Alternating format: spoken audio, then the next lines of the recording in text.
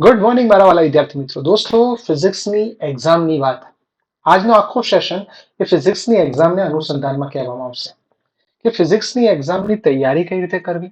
હવે જ્યારે મહિનો બાકી છે તો હવેનું પ્લાનિંગ આપણું શું હોવું જોઈએ, કઈ રીતે માર્ક વેટેજ છે. તમે ઘણા બધા પેપર સોલ્વ કર્યા જ છે, પણ છતાંય હવે કઈ કઈ વસ્તુને તમારે જોવાની છે. દોસ્તો, તમારી સામે એક સરસ ચાર્ટ રજૂ કર્યો છે. આ ચાર્ટની અંદર દરેક યુનિટ તમે જોઈ શકતા હશો. દરેક યુનિટ બતાવેલા છે. દરેક યુનિટમાં તમે સૌથી પહેલા ઉપર જોશો તો ચેપ્ટર વાઇઝ આપણે પાર્ટ પાડ્યા છે. દરેક યુનિટમાં 3 કે 4 ચેપ્ટરનો સમાવેશ થાય છે. સામે એમાંથી કેટલા એમસીક્યુ આવશે એ પણ ખાસ છે. દોસ્તો, હું એવું બહુ સ્પષ્ટપણે કહું કે તમારે જો સ્માર્ટ કામ કરવું હોય તો પહેલું યુનિટ અને છેલ્લું યુનિટ આ બંને પહેલા પકડી લેવાય.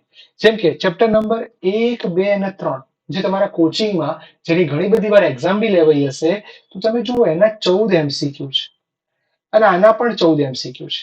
હા, આમાં મોટા ભાગના એમસીક્યુ ગણતરી વાળા આવવાના, ટિપિકલ આવવાના. જ્યારે આની અંદર જે એમસીક્યુ આવશે એ તમને મોટા ભાગે લખાણ સંબંધિત અથવા તો જ્ઞાન સંબંધિત ગણતરી હશે, પણ આમાં ગણતરી ઓછી હશે.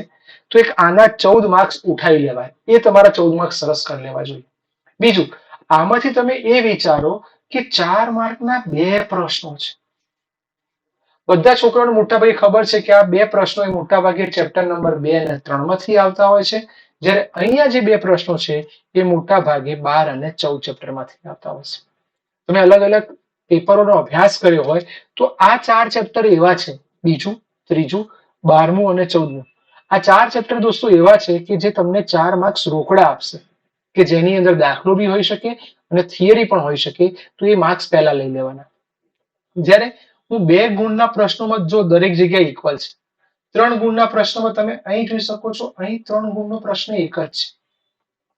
એટલે મારી પર્સનલી એવી સલાહ કે પહેલું અને છેલ્લું યુનિટ એ તમારે સરસ તૈયાર કરવું જોઈએ.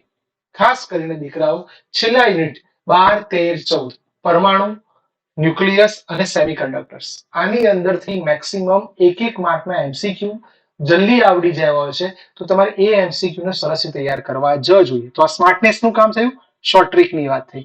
સર, હજી કોઈ સારી વસ્તુ તમે અમને કહી દો. હા, 4-5 મિનિટની અંદર ઘણું બધું તમને કહેવું છે. તો હવે પછીનો ટોપિક જોવા જાઓ તો તમારી સામે ચેપ્ટર વાઇઝ પ્લાનિંગ છે કે તમે જો આમાંથી 6 એમસીક્યુ છે, આમાંથી 5 એમસીક્યુ છે, આમાંથી 3 એમસીક્યુ છે. તો પહેલા ચેપ્ટરના બધા સૂત્રોની એક સરસ યાદી બનાવી કાઢી હશે, એના એમસીક્યુ જોઈ લેવાના.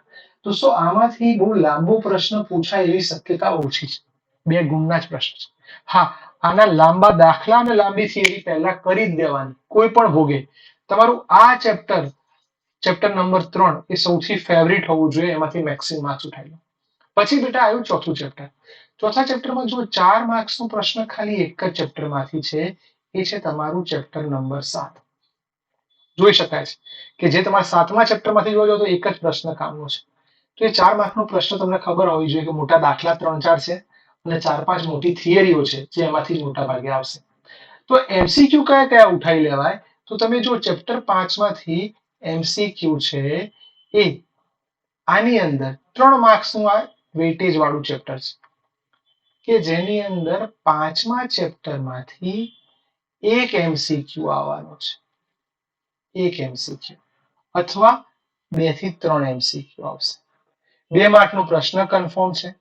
એટલે આ 5મું ચેપ્ટર એ તમે એક સમય કોઈ ટિપિકલ થિયરી લાંબો દાખલો નહીં કરો તો ચાલી જાય એવું છે. હા, ચોથા ચેપ્ટરમાં તમે ધારી જુઓ 4 એમસીક્યુ, એવું છઠ્ઠું ચેપ્ટર 4 એમસીક્યુ. તો હું એટલા માટે અત્યારે એમસીક્યુ પર ભાર મૂકી રહ્યો છું. પાર્ટ બી 2 ગુણ, 3 ગુણ, 4 ગુણ, એમાં તમારી હવે માસ્ટરી આવી ગઈ છે. તમારે એક આ સ્ટેપ લેવું પડશે. જતા રહીએ ભાગ 2 ની અંદર.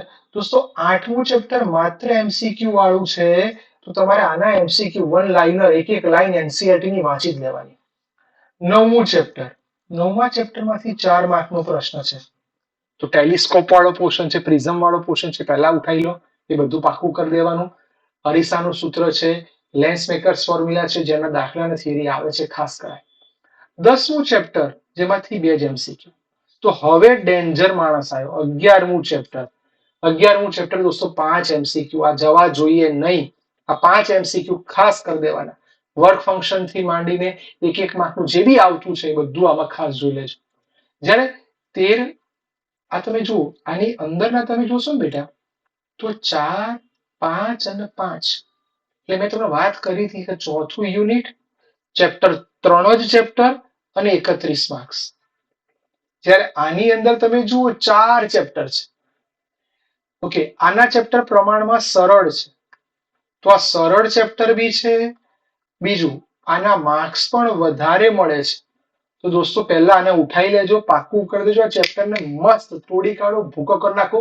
સરસ પ્લાન. આ ચેપ્ટર વાઇઝ ડિસ્ટ્રીબ્યુશન એટલે શીખવાડ્યું કે હજી પણ કોઈ બાળકને બાકી હોય, કોઈ ચેપ્ટર ઓપ્શનમાં કાઢવા માંગતું હોય તો એના એટલીસ્ટ એમસીક્યુ જોઈ લેવા.